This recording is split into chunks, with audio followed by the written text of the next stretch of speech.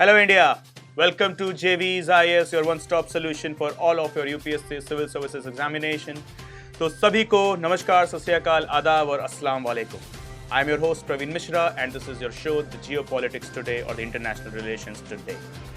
So हमें देखना है आज के अपने IR अपडेट्स. तो जो जैसा कि हम देख रहे हैं हमारा जो द हिंदू और जो इंडियन एक्सप्रेस है, दुनिया भर के जो भी हमारे न्यूज़पेपर्स हैं वो बता रहे हैं हमें फिलहाल ongoing crisis into the geopolitics with regard to Russia and Ukraine. Yes, आजकल मुद्दा यही फैला हुआ है. तो जो सबसे पहला अपडेट हमें मिला वो आज को लेकर यही था कि फिलहाल अभी अगर हम बात करें तो चाइना ने रशिया के सपोर्ट में बात करना शुरू कर दिया है. वैसे फिलहाल तो कहना सही नहीं होगा, वो बात तो सपोर्ट तो पहले से कर रहा है, लेकिन हाँ, अब इस चाइनीज सपोर्ट को ध्यान में रखते हुए या मद्देनजर रखते हुए अमेरिकन एडमिनिस्ट्रेशन अब सामने आया है और उसने बोला है कि अगर चाइना अपना ये सपोर्ट चाइना रशिया से पीछे नहीं खींचता है तो इसके कॉन्सिक्वेंसेस यानी कि इसका रिजल्ट अच्छा नहीं होगा. यानी कि सीधी सीधी एक जिसे बोलते हैं प्यार भरी मीठी सी धमकी यूएस की तरफ से आई है चाइना को, that stop supporting your beloved friend यानी कि रशिया. लेकिन अब देखने की बात यह होगी कि क्या चाइना यूएस की इस धमकी से डरेगा? क्या चाइना को यूएस की इस धमकी से डरने की जरूरत भी है? तो जवाब शायद होगा नहीं, बिकॉज चाइना को भी ये बात अच्छे से पता है और रशिया को भी ये बात बहुत बखूबी पता है और साथ ही साथ यूनाइटेड स्टेट्स भी अपनी प्रेजेंट कंडीशन और चाइना की प्रेजेंट कंडीशन से वाकिफ है. तो तीनों को पता है कि फिलहाल चाइना को अमेरिका की तरफ से आई हुई, वॉशिंगटन डीसी की तरफ से आई हुई धमकी से डरने की शायद जरूरत नहीं, लेकिन फिर भी हाँ, हम बात करते हैं international peace, safety and security की, जिसकी जिम्मेदारी हम सबकी है. तो ऐसे में क्या चाइना रशिया से अपना डायरेक्ट सपोर्ट पीछे खींचेगा? लेकिन अगर ऐसा वो कर देता है तो कहीं ना कहीं रशिया और चाइना रिलेशंस इस वक्त पूरी तरीके से तहस नहस हो जाएंगे. वो बोलते हैं ना कि एक दोस्त की जरूरत सबसे ज्यादा कब होती है? जब दोस्त जंग लड़ रहा हो या तकलीफ में हो या किसी भी एक ऐसी पर्टिकुलर चीज में फंसा हो, जैसे कि रशिया फिलहाल है. तो अब ऐसे में चाइना ने रशिया से सपोर्ट खींचा तो रशिया और चाइना का रिश्ता खत्म. और अगर चाइना यूएस की धमकी से डर जाता है तो कहीं ना कहीं यूएस इस बात को प्रूव कर देगा कि वो जो दबदबा ये खो चुका था किसी जमाने में, या हम ऐसा सोच रहे थे कि यूएस अपना फिलहाल जियोपॉलिटिकल सिनेरियो में दबदबा खो चुका है, कहीं ना कहीं वो पीछे हट रहा है. तो कहने की बात यही है कि द क्वेश्चन इज, जो कि इस साल के आपके यूपीएससी मेंस में भी पूछा गया, that do you think United states has lost its hegemony? दुनिया भर में अपना दबदबा वो खो रहा है या खो चुका है? तो सवाल का जवाब सीधा है नहीं, बस उलझा हुआ है. और ऐसे में उसको अपना दबदबा बनाए रखने के लिए और इस सवाल का ये जो क्वेश्चन मार्क है इसको डिलीट करने के लिए चाइना को उसको पीछे खींचना बहुत जरूरी है. और यही किया है यूएस एडमिनिस्ट्रेशन ने कल यानी कि मंडे को, जब उसने बीजिंग को sure short simple clean message भेजा that you should stop supporting your beloved friend Russia into this ongoing Russia Ukraine crisis. तो अब देखने की बात होगी होता क्या है. Obviously it's going to be an exciting and wonderful scenario. Let's see what's going to happen. So this is the first point for the day, that is the US warning towards China. And yes guys, please remember, it's warning. Beijing को warning है Washington DC की. अब देखना है हमारे जो Xi Jinping भाई साहब हैं, हमारा जो चाइना नाम का प्यारा सा दोस्त है, खूबसूरत सा दोस्त है, अब वो इस पे एक्शन क्या लेता है. So moving ahead to the next point for the day, that is now the game of sanction. आजकल ऐसा लग रहा है कि जंग कम और सैंक्शन का गेम ज्यादा चल रहा है, like passing the parcel. Russia ने जैसे ही जंग छेड़ी तो कई यूरोपियन यूनियन की कंट्रीज ने, अमेरिका ने और न जाने किन किन लोगों ने रशिया और Russian administration, Russian government officials, इन सबके ऊपर सैंक्शन लगाना शुरू कर दिया.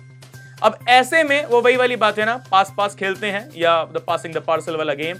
अब हमने देखा कल ही यानी कि मंडे को, जिसका अपडेट हमें आज के न्यूज़पेपर्स में मिला, कि रशिया ने सैंक्शन लगा दिया है जो बिडेन और मिस्टर ट्रूडो यानी कि अमेरिका और कनाडा और कुछ यूरोपियन यूनियन के ऑफिशियल्स पर. कहने का मतलब है बाइडेन साहब ने और ट्रूडो साहब ने जब ये बात सुनी होगी, जैसा कि अब हमें पता नहीं उनका रिएक्शन क्या होगा, बट स्टिल अगर हम अज्यूम करें उनका रिएक्शन, तो वो यही सोच रहे होंगे, तुम्हारे सैंक्शन से हमें क्या? सैंक्शन लगाने वाले फिलहाल हमें, बिकॉज गलती करने वाले, जंग शुरुआत करने वाले तुम हो. चलो जंग शुरू करी, सही या गलत पता नहीं, जरूरत थी इसकी या नहीं पता नहीं, वो आगे आने वाला वक्त अपने आप बखूबी इस बात की गवाही दे देगा. लेकिन मौजूदा समय में तो हाँ, हम ये बात कह सकते हैं कि शायद रशिया को अभी ये जंग शुरू नहीं करनी चाहिए थी. अभी क्या, जंग कभी भी किसी को भी शुरू नहीं करनी चाहिए. तो कहने का मतलब यहां पर वापस से वही आ गया कि अब तक United states, European union, Canada, यहां वहां की कंट्रीज जो है रशिया के ऊपर सैंक्शन लगा रही थी, और अब इस चीज को पलटते हुए, बोलते ना पलटवार, द रिवर्स एक्शन लेते हुए, यहां पर अब रशिया ने बाइडेन और ट्रूडो साहब के ऊपर और कुछ कैनेडियन और यूरोपियन यूनियन के ऑफिशियल्स के ऊपर सैंक्शन लगा दिया है. अब क्वेश्चन मार्क ये बनेगा, so what, who cares now? Mr. Biden will be of the view, so what? I do not want to enter Russia at any cost for like presently तो कोई भी नहीं जाना चाहता। जंग खत्म होने के बाद फिर सोचा जाएगा। और सैंक्शन आपने लगाए हैं, यूएनएससी में हम भी हैं, यूएन में हम भी हैं, आप भी हैं, दुनिया यही है, शायद कहीं जाने वाली नहीं है until and unless you press that beautiful nuclear button that is present on the desk of the Mr. President. So this is the second thing. So point is sanction लगे हैं, लगे रहने दो, क्या फर्क पड़ता है? They will be having no use as of now.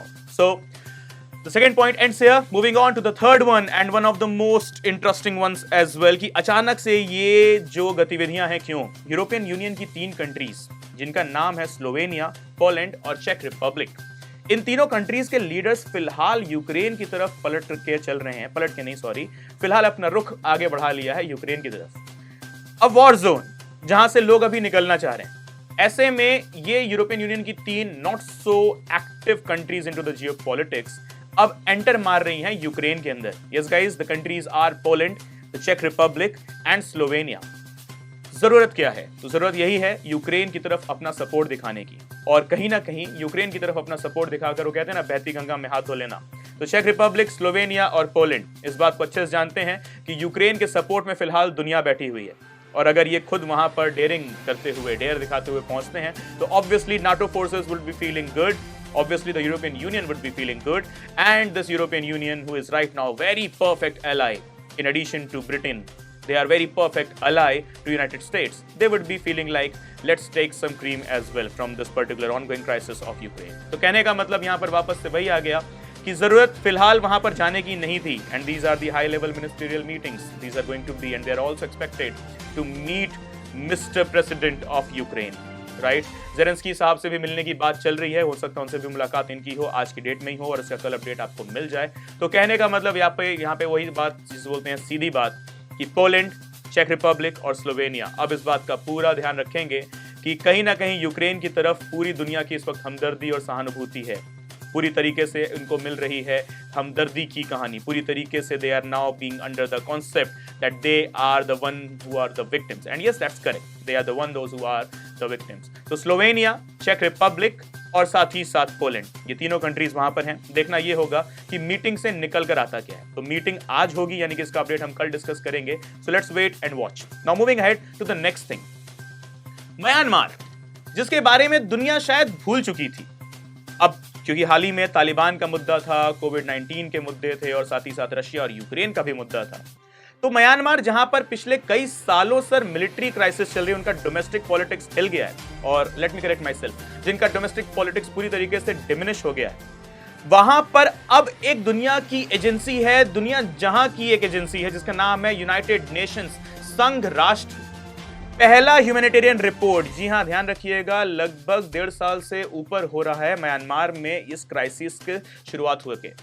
Okay, लगभग 1.5 साल. Remember guys, 1.5 years and above it has been already passed since the crisis has started in Myanmar. And now the United Nations, it has come from the very own comfort zone, okay, of providing the humanitarian report. और अब उन्होंने लगभग 1.5 साल के बाद पहली report हाजिर करी है म्यांमार के सामने, और वहां की मिलिट्री पर, जो कि ये दावे सही भी हैं, वहां की मिलिट्री पर दावा लगाया है और उनकी मिलिट्री को अक्यूज किया है, इल्जाम लगाया है कि आपने ग्रेव ह्यूमन राइट्स वायलेशंस किए हैं। Point is that's correct, Myanmar has seen grave human rights violations, but United Nations, we need to ask that where were you since last 1.5 or 2 years when the crisis was going on, when Aung San Suu Kyi was under great threat, when the whole democracy, when the whole humanitarian system, when the whole civil system, when the whole political system of Myanmar was under threat, why was United Nations not taking any action? And where is the United Nations Human Rights Council? Where is Amnesty International? Where are all of these organizations, those who come forward every time to provide the reports on humanity or human rights violations on everything, but after 1.5 years, लगभग 1.5 या 2 साल कह सकते हैं, 2 साल बाद अब United Nations उठा है, जागा है, या यूं कह लो इनको अब वक्त मिला है, या ये अब फिलहाल कुछ और प्लान कर रहे हैं म्यांमार को सामने पर्दा बनाकर। So guys, the point is, the news is, United Nations has given a perfect report of grave human rights violation in Myanmar with regard to the accusation of military. तो उन्होंने military को accused किया है, बोला है कि भाई तुमने गलत किया है। लेकिन हमारा सवाल यूनाइटेड नेशंस से ये है Don't you think so? It's too early for you to wake up. You are United Nations. 2 years almost have gone. Now, the next thing and the last thing with regard to Sri Lanka, right? So Ranil Wickremesinghe, the former Prime Minister of Sri Lanka, अब उन्होंने बोला है कि नहीं, हम कोई national unity की बात नहीं कर रहे हैं। द ऑनगोइंग प्रेजेंट गवर्नमेंट के साथ हमारा कोई फिलहाल टाई अप करने का शौक नहीं है हमें। लेकिन सवाल ये है कि श्रीलंका में हो क्या रहा है। तो सबसे पहली चीज बात कर लेते हैं वो श्रीलंका जो कि कभी चाइना का एकदम सगा संबंधी भाई बना फिर रहा था। हम्बनटोटा पोर्ट कहीं बन रहा था तो कहीं हम देख रहे थे पाक स्ट्रेट पर कुछ बन रहा है, तो हम कहीं देख रहे हैं हमारे रामेश्वरम कोस्ट से just 45 kilometres ahead they were trying to create some solar power plants and all. कहीं हम देख रहे थे कि वो वेस्टर्न कंटेनर टर्मिनल बना रहे हैं, WTC वगैरह बना रहे हैं, या CCIT उन्होंने ऑलरेडी कोलंबो जो है इंटरनेशनल टर्मिनल वो उन्होंने ऑलरेडी बना ही रखा है। तो कहने का मतलब ये है चाइना जो कि पूरी तरीके से अपना इन्वेस्टमेंट बनाया जा रहा था, किए जा रहा था श्रीलंका के अंदर, उसने अचानक से श्रीलंका को बीच मझधार में छोड़ दिया। और श्रीलंका के अंदर हमने देखा कि किस तरीके से आया डेब्ट ट्रैप, पहली चीज वो फंसा, ओके। और उसके बाद हमने देखा कि किस तरीके से श्रीलंका के अंदर अब प्रेजेंटली इकोनॉमिक क्राइसिस आ गई। वो इकोनॉमिक क्राइसिस जहां पर हमने देखा है, हमारे ही न्यूज़पेपर्स ने हमें बताया कि पिछले 13 सालों में, इसी फरवरी की अगर हम बात करें, 15.1% इन्फ्लेशन का रेट है, जो पिछले 13 सालों में श्रीलंका के अंदर आया हुआ सबसे ज्यादा इन्फ्लेशन। 13 साल पहले एक इन्फ्लेशन हुआ तब जब सिविल वॉर यानी कि 2008, 9, 10 का टाइम पीरियड था, जब श्रीलंका के अंदर मौजूद सिविल वॉर जिसे 1985 के टाइम पीरियड में शुरू किया गया था, अब वो खत्म होने के कगार पर थी, राइट। वो इन्फ्लेशन जो 13 साल पहले हुआ था, 15.1% की कहानी हम कह रहे हैं कि अभी सबसे ज्यादा है पिछले 13 सालों में। तो ये इन्फ्लेशन कब हुआ था? जब वहां सिविल वॉर चल रही थी। लेकिन अभी कोई सिविल वॉर नहीं है, सब कुछ शांति से चल रहा था। मुद्दा सिर्फ एक था, वो था कोरोना, द कोविड-19, और उसको लेकर श्रीलंका को ऐसा नहीं था कि सपोर्ट नहीं मिला, लेकिन हाँ डेब्ट ट्रैप में फंसा हुआ। वो कहते हैं ना, चाइना ने पहले खिलाया और बाद में बोला भाई it's now time to pay the bill. So now let's forget about China as of now. ये तो चाइना के जो एक्सपेंशनिज्म पॉलिसी है और जो चाइना की जो फॉरेन पॉलिसीज है इन्वेस्टमेंट की और बाद में कंट्रीज को डेब्ट ट्रैप में फंसाने की, ये तो चला ही आ रहा है। So next point for the day that is with regard to Sri Lanka. तो श्रीलंका की अब अगर हम बात करें तो उन्होंने हम पर एक्विजिशन लगाया कि भाई हमने उनको जो एग्रीमेंट साइन किए थे सपोर्ट के वो फुलफिल नहीं कर रहे हैं, जो सामान हमने उन तक भेजने का वादा किया था वो फुलफिल नहीं कर रहे हैं। तो अब सही या गलत वो जाने देते हैं। वैसे अगर हम बात करें तो पूरी तरीके से एक्विजिशंस तो गलत हैं। अब अगर सिंपल शॉर्ट अगर हम बात करें the present economic crisis of Sri Lanka, तो जैसा कि हमने डिस्कस किया कि पिछले 13 सालों में सबसे ज्यादा इन्फ्लेशन रेट हम देख रहे हैं वहां पे 15.1%। Yes guys, ट्रेमेंडस thing, 15.1%। And apart from that, अगर प्रेजेंट श्रीलंकन रुपी की वैल्यू की हम बात करें उसके डॉलर के सामने, $260 हो गया है फिलहाल। Yes guys, $260 as compare to the Sri Lankan rupee. तो टेंशन वाली बात तो है। रूरल एरियाज जहां पर हम देख रहे हैं, अभी हाल ही की वहां की रिपोर्ट में बताया कि बहुत जल्दी जो वहां के रूरल एरियाज है वहां की मैक्सिमम पॉपुलेशन जो है वो BPL में कन्वर्ट हो जाएगी, बोले तो बिलो पॉवर्टी लाइन में चली जाएगी। प्रॉपर पावर सप्लाई नहीं है, प्रॉपर गैस सप्लाई नहीं है, प्रॉपर फ्यूल सप्लाई नहीं है। तो पूरी तरीके से फिलहाल ध्वस्त है श्रीलंका की इकोनॉमिक कंडीशंस। और ऐसे में उसका दोस्त चाइना फिलहाल कह रहा है टाटा बाय बाय। हम व्यस्त हैं रशिया के साथ यूक्रेन में, हम व्यस्त हैं पाकिस्तान के साथ ग्वादर में, हम व्यस्त हैं LAC बॉर्डर्स के ऊपर इंडिया को टैकल करने में, हम व्यस्त हैं साउथ चाइना सी में वियतनाम से लेकर फिलीपींस तक, इंडोनेशिया से लेकर अरेबियन सी तक आगे जा रहे हैं अपने एक्सपेंशनिज्म पॉलिसी को, अपनी ड्रैगन टेल को आगे फॉरवर्ड कराने में। तो ऐसे में श्रीलंका फिलहाल जो कि अब एक बीच मझधार में फंसा हुआ कंट्री, हम देख रहे हैं कि अब उसे हमारी सबसे ज्यादा जरूरत है। और ऐसा नहीं है कि हमने सपोर्ट में काम नहीं किया, because obviously we are SAARC, South Asian Association of Regional Cooperation. We have always tried our best to provide the best things into the South Asian region. और एशिया के अंदर अगर हम बात करें तो after China we are the biggest power. और SAARC countries की अगर हम बात करें तो we are the only power. ये साथ में है ही कौन अगर उस हिसाब से देखा जाए तो? Pakistan, Sri Lanka, Nepal and what, right? तो कहने का मतलब ये है SAARC कंट्रीज को ध्यान में रखते हुए, SAARC रीजन को मद्देनजर रखते हुए, India has done its best to provide the best of the solution and support to Sri Lanka. But Sri Lanka का एक्विजिशन क्या कह रहे हैं ये कि हमने जो एग्रीमेंट साइन किया था, जो चीजें भेजने का वादा किया था वो भेजा नहीं, तो that's not correct, absolutely not so correct. और अगर हम बात करें अडानी ग्रुप की, तो यानी कि जो हमारा एनटीपीसी है और हमारा जो अडानी ग्रुप है, तो अगर हम अडानी ग्रुप की स्पेसिफिकली बात करें, $500 मिलियन का डील साइन किया है उन्होंने श्रीलंकन गवर्नमेंट के साथ to create the renewable energy basis into the territory of Sri Lanka. Please guys remember the very own Adani group of India. We have signed $500 million deal, that is to implement it, okay, for sure, with regard to the renewable energy plants in the territory of Sri Lanka. Sri Lanka की सरजमीन के ऊपर $500 million का renewable energy plant लगाने की हम बात कर रहे हैं. अब उसके बाद दूसरी चीज, the Ceylon electricity board. Ceylon यानी कि श्रीलंका का पुराना नाम, ध्यान रखना, ये आपके लिए एक फैक्ट भी है. श्रीलंका का एंशिएंट नेम और the historical name, it is Ceylon, CEYLON.